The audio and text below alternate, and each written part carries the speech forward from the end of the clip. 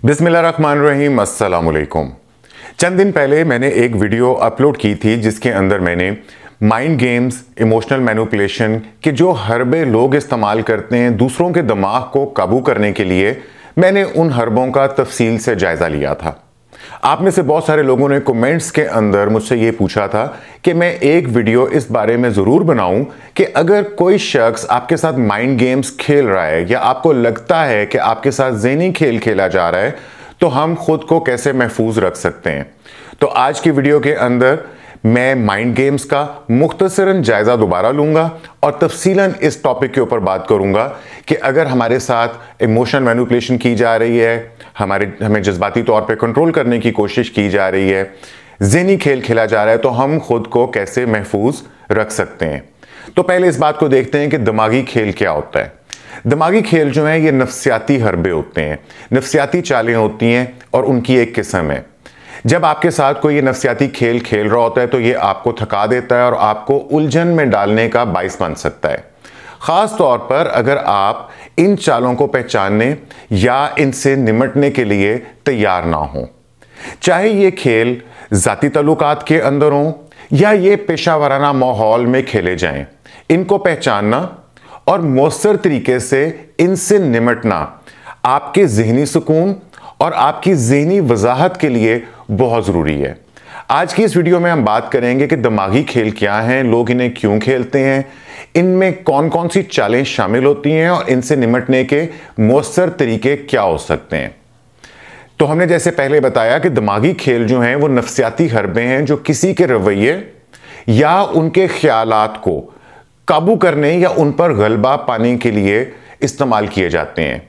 और ये हरबे जो है बहुत चालाकी से इस्तेमाल किए जाते हैं और अक्सर जो विक्टिम होता है, यानी कि जिसके साथ ये हरबा इस्तेमाल किया जा रहा है या जिसको हम शिकार कहते हैं, वो उलझन का शिकार हो जाते हैं, परेशानी का शिकार हो जाते हैं। और जो काबू पाने वाला शख्स होता है, माइंड गेम्स खेलने वाला जो शख्स होता है, वो अपने शिकार को उसकी हकीकत पर शक में डाल सकता है। ये लोग दिमागी खेल आखिर खेलते क्यों हैं? इसकी मुख्तलिफ वजूहात हो सकती हैं जिसकी वजह से लोग जो हैं ये माइंड गेम खेलते हैं। पहली चीज़ तो ये है कि ऐसे लोग जो हैं वो अदम तहफ़्फ़ुज़ का शिकार होते हैं, यानी इनके अंदर एक सेंस ऑफ इनसिक्योरिटी होती है और ये अपनी कमज़ोरियों को छुपाने की कोशिश करते हैं, जिसकी वजह से अपनी कमज़ोरियां सामने ना आ जाएं तो ये दूसरे शख्स को कमज़ोर बनाने की कोशिश करते हैं। जैसे कि आपने सुना होगा कि अगर आप किसी से बेहतर महसूस करना चाहते हैं और आप अपना कद खुद बड़ा नहीं कर सकते तो आप दूसरे शख्स को दबाकर उसका कद अगर छोटा साबित करेंगे तो आपको लगेगा कि जैसे आप बड़े हो गए हैं, आपका कद बड़ा हो गया है। तो इसी तरह ही लोग जो हैं जो अदम तहफ़्फ़ुज़ का शिकार होते हैं वो अपनी कमज़ोरियों को छुपाने के लिए दूसरों को एक्सप्लॉइट करते हैं, उनको इमोशनली मैनिपुलेट करते हैं। फिर लोगों के अंदर ताकत और कंट्रोल करने की ख्वाहिश भी होती है। वो चाहते हैं कि दूसरे शख्स को कंट्रोल किया जाए, इनके अंदर दूसरों को काबू करने का शौक होता है। ताकत, कंट्रोल और पावर गेम्स ये भी बहुत सारे लोगों के अंदर कॉमन होती हैं। बल्कि जिस तरह विक्टर फ्रैंकल, इनकी एक किताब थी मैन सर्च फॉर मीनिंग, वो ये कहते हैं कि इंसान जो है उसकी बहुत सारी लोगों की जो ख्वाहिशात होती हैं वो या पावर हासिल करना होता है या प्लेयर हासिल करना होता है। तो इसलिए दूसरों को काबू करना, कंट्रोल करना, ये ख्वाहिश भी आमतौर पे लोगों के अंदर होती है। इसलिए भी वो माइंड गेम्स खेलते हैं ताकि वो दूसरों को काबू कर सकें। इसके अलावा खुद को दूसरों से बरतर साबित करना, अपने आप को ज़्यादा होशियार या ज़्यादा आला साबित करने की कोशिश करना, ये वजह भी होती है जिसकी वजह से लोग जो हैं दूसरों के साथ माइंड गेम्स या ज़हनी खेल खेलते हैं या इमोशनल मैनिपुलेशन करते हैं। और इसके अलावा जो आखिरी बात है कि बहुत सारे लोगों के अपने नफ्सियाती मसाइल भी होते हैं, यानी कि उनके अंदर कोई पर्सनैलिटी डिसऑर्डर भी हो सकता है, जिस तरह नार्सिज्म होता है जिसको उर्दू में नरगिसियत कहा जाता है, या ईगो से जुड़े, अनाज से जुड़े हुए मसाइल भी होते हैं जिसकी वजह से लोगों के अंदर पर्सनैलिटी डिसऑर्डर्स भी आ जाते हैं और वो दूसरों के साथ मनफी रवैया रखते हैं या उनके माइंड को कंट्रोल करने की कोशिश करते हैं या माइंड गेम्स खेलते हैं। इसके अलावा लोगों के अंदर माजी के सदमात यानी कि कोई ट्रॉमा इफेक्ट्स भी हो सकते हैं, जिसकी वजह से उनके दिमाग के ऊपर असर हो जाता है, अदम तहफ़्फ़ुज़ का शिकार हो जाते हैं या वो अपनी हकीकत को कबूल नहीं कर पाते। तो ऐसे मसाइल भी होते हैं जो माजी से जुड़े हुए होते हैं, नफ्सियाती मसाइल होते हैं, उन्होंने उनको हल नहीं किया होता। तो ये चंद वजूहात थी जिसकी वजह से मैं ये समझता हूँ कि लोग दूसरों के साथ माइंड गेम्स खेलते हैं। अगर आप ये समझ जाएं कि लोग दिमागी खेल क्यों खेलते हैं, तो आप इन चालों को समझने और इनसे निमटने के लिए बेहतर इक़दाम कर सकते हैं। अगर चाहे शुरू में ऐसे लोगों से निमटना बहुत आसान नहीं होता, मुश्किल हो सकता है, लेकिन आपका इल्म, नॉलेज, इन चीज़ों की अंडरस्टैंडिंग, आपकी अपनी जहनी सलाहियत, आपकी अपनी इमोशनल मैनेजमेंट, खुद को पॉजिटिव रखना, अपने जज्बात के ऊपर काबू रखना और अपने अंदर एक लचक और फ्लेक्सिबिलिटी को पैदा करना, ये सारी चीज़ें अगर मिल जाती हैं तो आप इन खेलों से खुद को बचा सकते हैं और ये सारे अवामिल जो हैं वो आपकी मदद कर सकते हैं। दिमागी खेलों की क्या निशानियां और इनकी इकसाम को पहचानना जो है ये पहला स्टेप हो सकता है। अगर आप दिमागी खेल खेलने वाले अफराद से मुनासिब तरीके से निमटना चाहते हैं तो सबसे पहले इन निशानियों और इन अकसाम को पहचानना ज़रूरी है। जैसे मैंने आपको बताया कि मैंने एक पिछली वीडियो के अंदर इन चालाक हिकमत अमलियों पर तफसील से बात की थी जो लोग दिमागी खेल खेलने के लिए इस्तेमाल करते हैं। तो यहां मैं उस पुरानी वीडियो का छोटा सा क्लिप आपके सामने रख देता हूं, जहां पे मैंने उस वीडियो के आखिर में एक खुलासा पेश किया था कि ये चालाक हिकमत अमलियां कौन सी हो सकती हैं। इसके अंदर सबसे पहले हमने बात की थी कि ये दूसरों के ऊपर इल्ज़ाम लगाते हैं और अपनी गलतियों की जिम्मेदारी लेने के बजाय वो गलतियां जो हैं वो दूसरों के ऊपर डालने की कोशिश करते हैं। फिर ये गैस लाइटिंग करते हैं, यानी कि आपकी हकीकत को शक के अंदर मुब्तला कर देते हैं कि नहीं ऐसा हुआ ही नहीं था, ऐसा कहा ही नहीं था, तुम्हें गलत याद है। आपकी याददाश्त के ऊपर आपको शक करने पे मजबूर करते हैं। फिर हमने बात की थी कि ये हमेशा मज़लूम बनने की कोशिश करते हैं। फिर ये ज़्यादा तनकीद और तज़लील करते हैं, तज़हीक करते हैं, इंसल्ट करते हैं, जिससे आपके अंदर खुद एतमादी की कमी हो सकती है और ये आपको तोड़ना चाह रहे होते हैं। फिर हमने ये बात कही थी कि ये गर्मजोशी और सर्द महरी का जो फ्लिप फ्लॉप का बदलता रवैया है, इसको इख्तियार करने की कोशिश करते हैं। आपकी बातों को तरोड़ मरोड़ कर पेश करते हैं, आपके अल्फाज को गलत मतलब देने की कोशिश करते हैं। और फिर हमने आखिर में बात की थी कि ये मोहब्बत जो है और केयर जो है ये शर्त के ऊपर देते हैं। मोहब्बत या एहतराम जो है वो आपकी कारकर्दगी से और तवक्कुआत से जोड़ देते हैं। ये वीडियो जिसके अंदर मैंने तफसीलन इन हिकमत अमलियों का जिक्र किया था और जो आपने अभी मुलाहिज़ा फरमाई है, इस वीडियो का लिंक भी मैंने नीचे डिस्क्रिप्शन में दे दिया है। आगे वीडियो के अंदर मैं इन माइंड गेम से निमटने के जो बेहतरीन तरीके हैं उनके बारे में आपको बताऊंगा। लेकिन आगे बढ़ने से पहले मैं आपके साथ एक और बात शेयर करना चाहता हूं, वो ये है कि अगर आप अपनी सोच को बदलना चाहते हैं और अपनी ज़िंदगी को मस्बत सिमत के अंदर ले जाना चाहते हैं, तो मैंने आपके लिए एक ऑनलाइन कोर्स तरतीब दिया है जिसका नाम है 5 डेज माइंडसेट रीसेट कोर्स। ये मेरी वेबसाइट के ऊपर अवेलेबल है। ये एक मरहलावार गाइड है, स्टेप बाय स्टेप गाइड है जो आपको मनफी सोच के अंदाज को ख़त्म करने में और आपकी सोच को ज़्यादा मस्बत और मरकूज ज़हनियत का बनाने में आपकी मदद कर सकते हैं। इस कोर्स का लिंक भी मैंने नीचे डिस्क्रिप्शन के अंदर दिया है। अगर आप बेहतर समझें तो उसको ज़रूर चेक कर लीजिएगा और अगर आपने अभी तक इस चैनल को सब्सक्राइब नहीं किया तो सब्सक्राइब करके मुझे शुक्रिया का मौका दीजिए और इस वीडियो को लाइक और कमेंट करना मत भूलिए। तो अब हम देखते हैं कि धोखाधड़ी के जो खेल हैं, माइंड गेम्स जो हैं, इनसे निमटने के कौन से मौसर 10 तरीके हैं मैं आपके सामने अभी पेश करता हूं।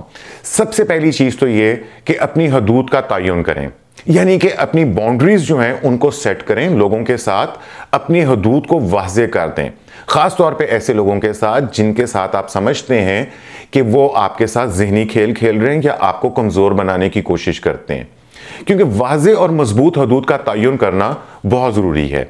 अपनी हदों को वाज़े तौर के ऊपर बयान करें और फिर इनके ऊपर कायम रहें। मिसाल के तौर पर अगर कोई शख्स बार बार खामोशी का हरबा इस्तेमाल करता है तो इनसे बात करें और इन्हें बताएं कि यह रवैया आपको कैसा महसूस कराता है।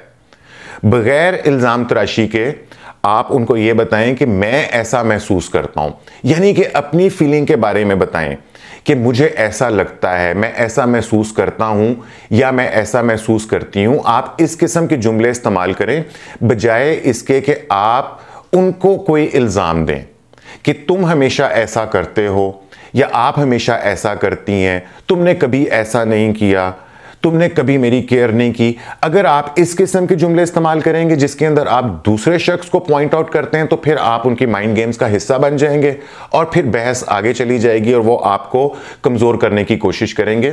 तो आप इस किस्म के जुमले इस्तेमाल करें कि आप कैसा महसूस करते हैं, आपको कैसा लगता है, आपकी नज़र से चीज़ें कैसी दिखाई देती हैं। और अगर फिर भी दूसरा शख्स अपने नेगेटिव रवैये के ऊपर बरकरार रहे तो आप इन्हें बताएं कि आप इसे बर्दाश्त नहीं करेंगे और अगर ये दोबारा हुआ तो आप खुद को इस सूरत हाल से अलग कर लेंगे।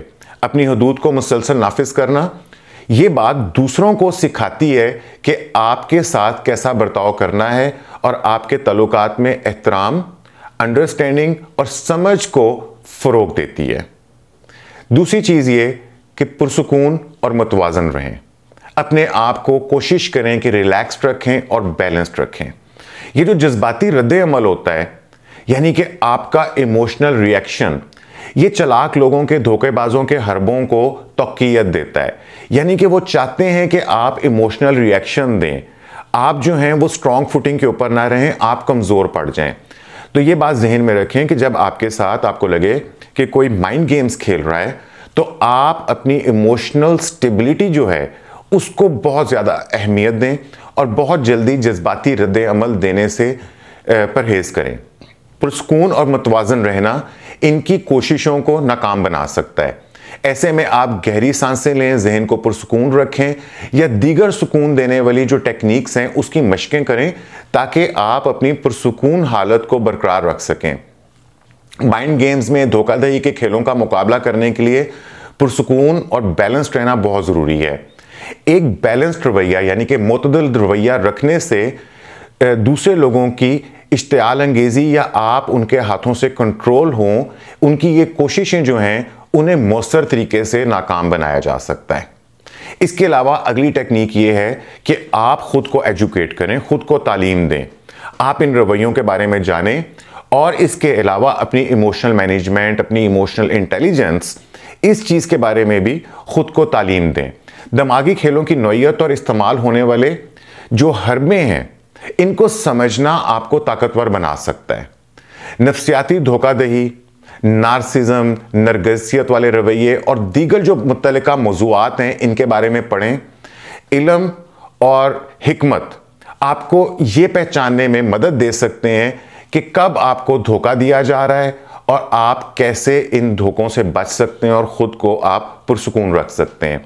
इन मसाइल के ऊपर ख़ुद को तालीम देने से आप धोखाधड़ी के जो बारीक निशानात हैं, जो उसके क्लूज़ हैं, उनके सिम्टम्स हैं, उनको आप जल्द अज जल्द पहचान सकते हैं और इमोशनल मैनिपुलेशन से अपने इस्तेहसाल होने से बचा सकते हैं।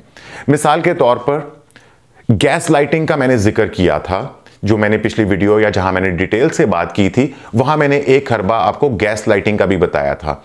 गैस लाइटिंग को समझना जो कि धोखाबाजी का एक आम हरबा है जिससे आप अपनी हकीकत पर शक करने लगते हैं, आपको अपनी खुद एतमादी और वजाहत बरकरार रखने में मदद दे सकता है अगर आपको पहले से गैस लाइटिंग के बारे में पता होगा। कुछ लोग धोखाधड़ी के माइंड गेम्स के खेल खेलने में खुशी महसूस करते हैं ताकि वो इंतशार और उलझन पैदा कर सकें और दूसरों को जज्बाती तौर के ऊपर कमज़ोर कर सकें। जब आप अपने आप को इल्म से आशना कर लेते हैं, आपके अंदर माइंड स्किल्स आ जाते हैं, ज़हनी महारतें आ जाती हैं और उन अफराद से मौसर तरीके से निमटने की जो हिकमत अमलियाँ हैं उससे आप ख़ुद को लेस कर लेते हैं, तो उनके दिमागी खेल आपके लिए बेमानी हो जाते हैं और गैर मौसर हो जाते हैं। जब उन्हें एहसास होता है कि आप उनके खेल में नहीं आ रहे तो या तो वो इन हथकंडों को छोड़ देते हैं या वो किसी और की तरफ मुतवज्जो हो जाते हैं जहां पे वो कंट्रोल हासिल कर सकें। ये बहुत इंपॉर्टेंट है टू अंडरस्टैंड दिस थिंग कि अगर आप उनके काबू में आते रहेंगे तो वो आपको काबू करते रहेंगे। अगर आप अपने आप को स्ट्रांग कर लेंगे तो चांसेस ये हैं कि आप ऐसे लोगों की माइंड गेम से बच जाएंगे। फिर अगली चीज है कि अपने वजदान के ऊपर भरोसा करें। वजदान क्या होता है? अपनी इंट्यूशन, आपकी जो गट फीलिंग्स हैं, जो आपके दिल की आवाज है, जो आपको दिल से समझ आता है कि क्या सही और क्या गलत हो रहा है, इसको वजदान कहते हैं, इंट्यूशन कहते हैं। तो अपने आप के ऊपर भरोसा करें। आपके अंदरूनी एहसासात या वजदान आपको दिमागी खेलों से, माइंड गेम्स से और धोखाधड़ी के खिलाफ आपकी पहली दफाई लाइन साबित हो सकती है। अगर कोई बात आपको अजीब या गैर मामूली महसूस हो तो इस एहसास के ऊपर भरोसा करें। अपने अंदरूनी एहसासात को सुनना और किसी सूरत हाल में पैदा होने वाली बेसुकूनी या परेशानी को महसूस करना बहुत ज़रूरी है। धोखाबाज को यह मौका ना दें कि वो आपको यकीन दिलाए कि आप ज़्यादा रद्द अमल दे रहे हैं, आप ज़्यादा रिएक्शन दे रहे हैं, आप ज़्यादा वीक हैं, आप ज़्यादा ओवर रिएक्ट कर रहे हैं, या आप ख्याली बातें कर रहे हैं जिनकी हकीकत नहीं है। वो आपके खदशात को मामूली समझने या आपके ज़हनी तवाज़ुन में शक पैदा करने की कोशिश कर सकते हैं, लेकिन अपने जज्बात के साथ सच्चे रहना ये बहुत अहम है।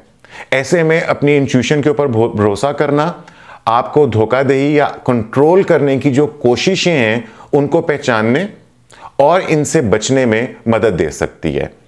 आपकी खुदमुख्तारी यानी कि आपकी इंडिपेंडेंस और आपकी खुशहाली इस बात के ऊपर मुनहसर हो सकती है कि आप अपने अंदर की आवाज़ को कितना बेहतर सुनते हैं और आप कितनी जल्दी माइंड गेम्स को पहचान लेते हैं और उससे बच जाते हैं। नेक्स्ट चीज़ ये है कि लोगों से वाज़े बातचीत करें, ओपन कम्युनिकेशन करें, क्लियर कम्युनिकेशन करें, ताकि आपके और दूसरे शख्स के दरमियान कोई अबहाम ना रह जाए, आपकी बातचीत को तरोड़ मरोड़ के पेश ना किया जा सके। तो अपनी बातचीत जो है उसको बराह रास्त करें। वाज़े बातचीत जो है कई दिमागी खेलों को, माइंड गेम्स को नाकाम बना सकती है। जब आप धोखाधड़ी वाले रवैये को मुखातिब करें तो इस बात का वाज़े जिक्र करें कि आपने क्या महसूस किया है और ये जो बातचीत है या ये जो हरबा है ये आपके ऊपर क्या असर डाल रहा है। आम बातों से गुरेज करें क्योंकि ये दूसरी तरफ वालों को दफाई बना सकते हैं, तामीरी बातचीत के इम्कान को कम कर सकते हैं। तो ऐसे लोगों से कॉमन डिस्कशंस आप कम करें और आप बड़ी क्रिटिकल किस्म की डिस्कशन करें, ओपन कम्युनिकेशन करें, नपी तुली बातचीत करें, ताकि इसके अंदर कम से कम इम्कानात हों कि आपकी कम्युनिकेशन जो है वो आपके खिलाफ इस्तेमाल की जा सके। जब आप लोगों से वाज़े और हकीकी बुनियाद के ऊपर बातचीत करते हैं तो ये मसले को बेहतर और मस्बत हल की तरफ लेके जाती है और आपकी कम्युनिकेशन बेहतर हो जाती है और आपके साथ लोग जो हैं वो माइंड गेम्स कम खेल सकते हैं। ऐसे अफराद से पूछें कि उनको क्या परेशानी हो रही है और हकाइक और रवैयों के ऊपर तवज्जो मरकूज रखें। ये जो माइंड गेम्स खेलने वाले लोग होते हैं, ये जो लॉजिकल सवालात होते हैं जिनको हम मंतकी सवालात कहते हैं, इसको नापसंद करते हैं।